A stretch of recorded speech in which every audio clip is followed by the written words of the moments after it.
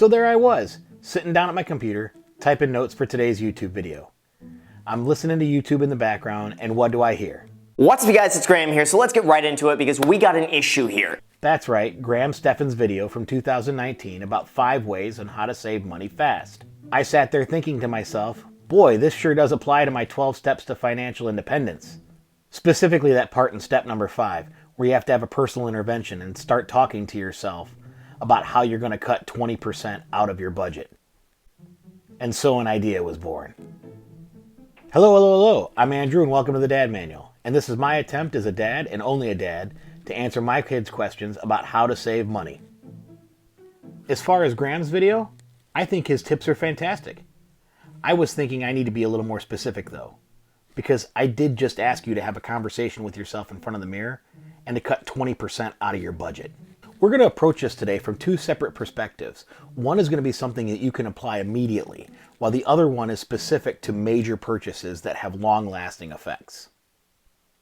The first generic way is to spend more time outside. Public parks and nature are free. It doesn't cost anything to go to your local park to go shoot some hoops at their basketball court. And it doesn't hurt to take a walk either.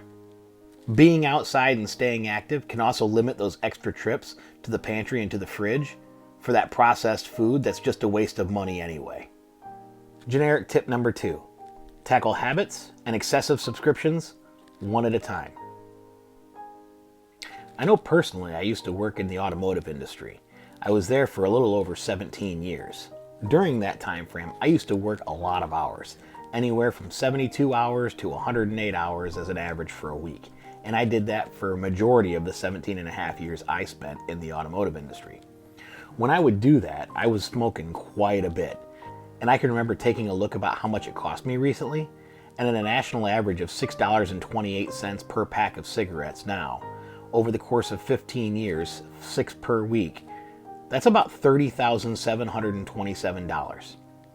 Now to put this in perspective, I started investing into Tesla right around January of this year. Now if I'd have had that extra cash when I first made my investments into Tesla in early 2020, that would now be worth $281,862.40. Not that I'm counting. The reason I tell you this is because of how the opportunity cost is. That is something that if you're spending money now and you're wasting it, you're losing the opportunity to grow it. Your job with money is to send it out to make friends. As far as excess subscriptions go, I suggest you take a look at every monthly payment on your budget and see what you can get rid of. If you don't use it, get rid of it. If it's something you can replace with a free service, do that. I know personally I was surprised to find out our Toledo Public Library system allows you to listen to books for free without me ever having to go there and get the book out and grab a CD. This service can broadly replace Audible in my life. Now I'm not going to make the switch away from Audible completely. If I did though, it could save me almost about $200 a year. Generic tip number 3. Make lists when you go to the grocery store. This will help with impulse purchases. Try to stay away from things like processed foods and meat because they're expensive as well. A tip to do this is to be on the perimeter of the grocery store. Don't go into the center. Grocery stores are actually designed in a way to try to get you to make those purchases on your way out. You should also think about in a grocery store whether or not you're going to purchase generics or name brands, or whether or not you're going to purchase things labeled as organic or not. In terms of generics, most generics and name brands are almost the exact same items. The name doesn't change the taste. It may bring something in your memory, but it necessarily doesn't change the taste. As far as the word organic, while yes, there is terms like organic that are federally governed, so if something is labeled as organic, you can know the federal government certifies that it is organic. But just the word organic doesn't necessarily make it healthy. If you don't believe me, look up news stories about how organic orange juice is made. Organic orange juice would appall you to know how it's made. It's filled with sugar and it's definitely far from being considered healthy. And while I'm on the subject of fancy drinks, whether or not you're purchasing orange juice, pop, lemonade, or even whether or not you're buying alcohol, understand it's more expensive than water. Those things should be treats to yourself and not the thing that you're putting in your body 100% of the time. Generic tip number 4. Look around and see what jobs you can do yourself. With the advent of YouTube, we can figure out basically how to do anything ourselves. And it's worth trying to save a little bit of money to do so. If you have a car, consider doing easy jobs like changing your own brake pads. I know that brake pads over at Tire Man can cost above $300 just for the front set to be done. They advertise it to me every single time I get new tires. I know though I spend $20 when I go to AutoZone in order to get new brake pads, and that's only the first time because it's a lifetime warranty. My wife likes to joke that she gets free parts and labor when she sends me. The other thing you can go ahead and do is see about what personal care items you can start doing yourself. Since coronavirus hit and I wasn't able to go to my favorite salon, I was able to go ahead and start cutting my own hair. I learned to cut my hair and learned to cut my son's hair. That saves quite a bit of money when you're talking about a cut every 2 weeks. You're talking about hundreds of dollars by the end of the year that you could be saving just by doing stuff yourself. That doesn't mean that I still don't go out and get it done ever by somebody. It just means that I'm trying to be responsible with my money.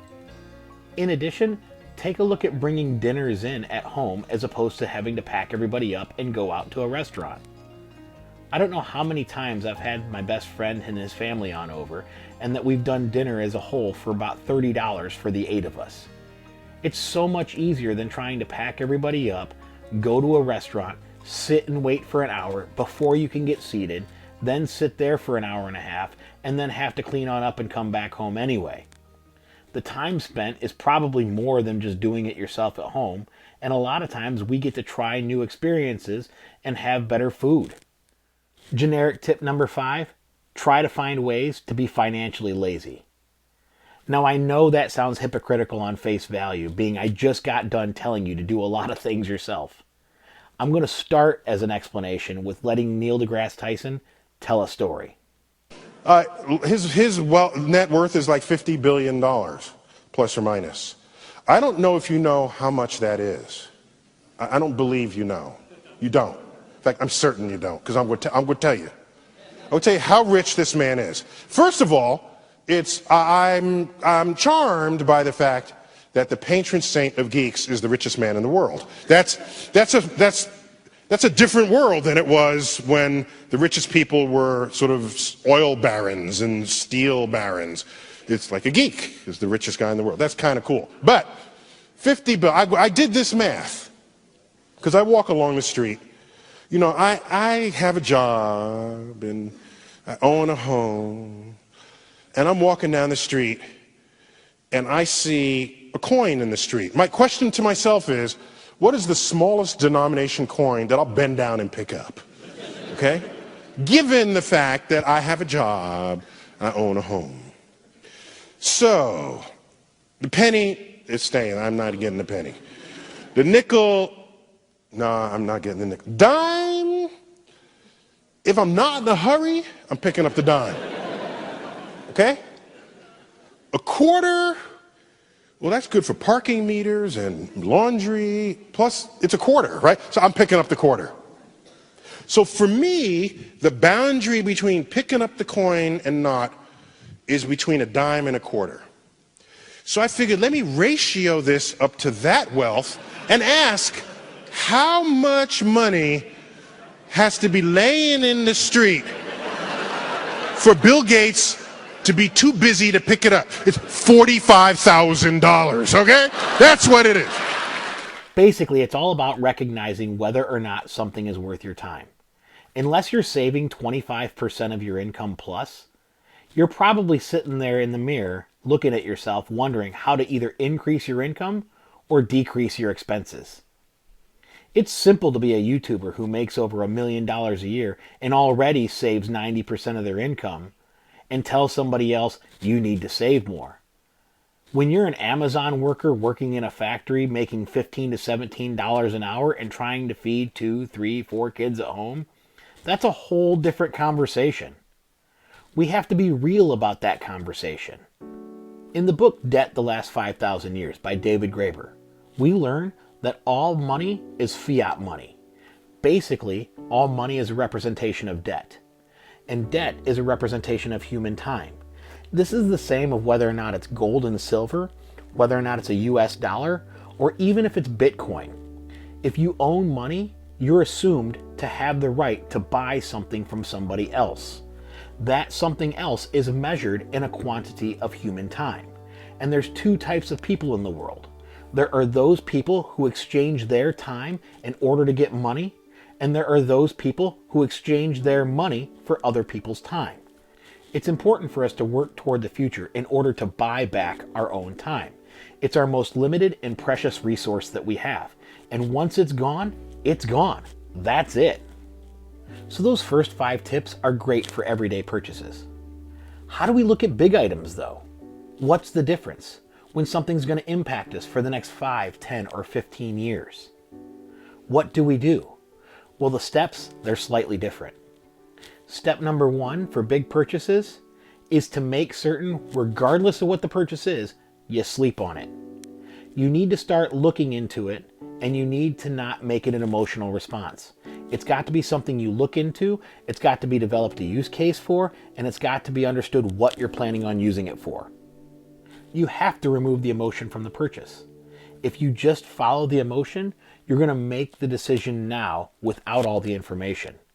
You won't be able to itemize if it's a want or if it's a need, if you can wait 6 months or if you want it now. Studies show that going out shopping is the same as getting a dopamine hit. The thing about it is it's not actually the moment of purchase though. It's the anticipation of making the purchase that's so impactful. This is one reason we want to be slow and calculated about it. Not because we're not going to enjoy the material that we purchase, just so we make sure that we're thoughtful and not going through with emotion. Big purchase, tip number 2.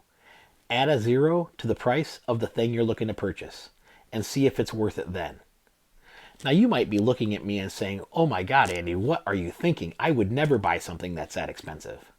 Well, the reality is you kind of are, because the opportunity cost you're losing out on your money is the opportunity for that growth of that original purchase to become worth as much as the future amount we're talking about.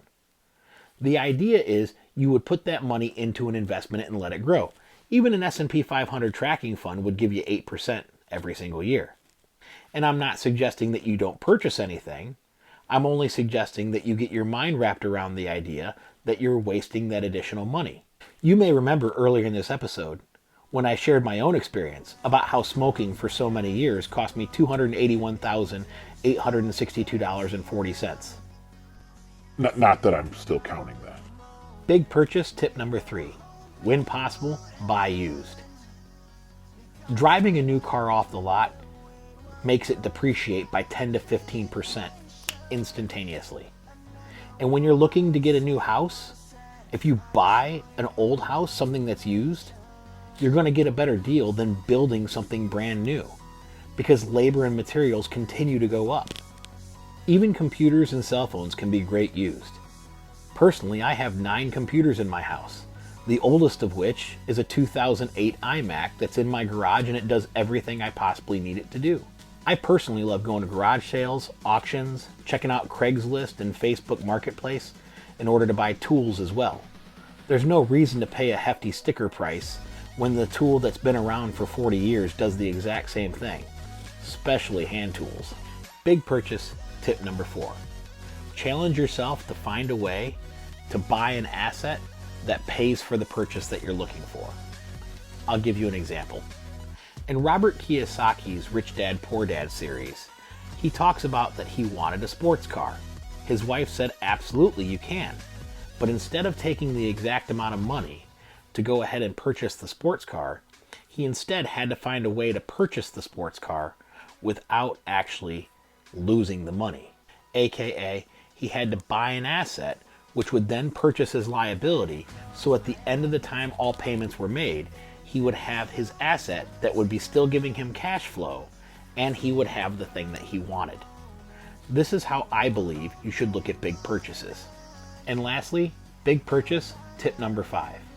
If you don't have enough money to buy 10 of them, you don't have enough money to buy 1 of them. This is a little different than the advice that Jaspreet Singh from Minority Mindset gives. But you have to remember, I just went back in step number 4 and told you that if you're going to go ahead and purchase a big purchase, that you need to be able to find a way to buy an asset to buy that liability. From my experience, I have found if I don't have enough money laying around to purchase 10 of what I'm looking for, then I don't have enough money to do that step number 4. That's the threshold it takes me before I can physically finance that process. Now, what I'd like to know are what your thoughts are on the subject. If you agree with me or if you disagree. If you have any tips to go ahead and save some extra money, post them down in a comment below. Anyway, that about wraps up my thoughts on the subject. If you liked the video, give me a thumbs up. And if you haven't subscribed already, please do so. I post videos every Monday, Wednesday, and Friday. Until next time, I'm Andrew Sherman, and this is the Dad Manual. And always remember, failure isn't bad. Failure to try and learn is. Have a good one.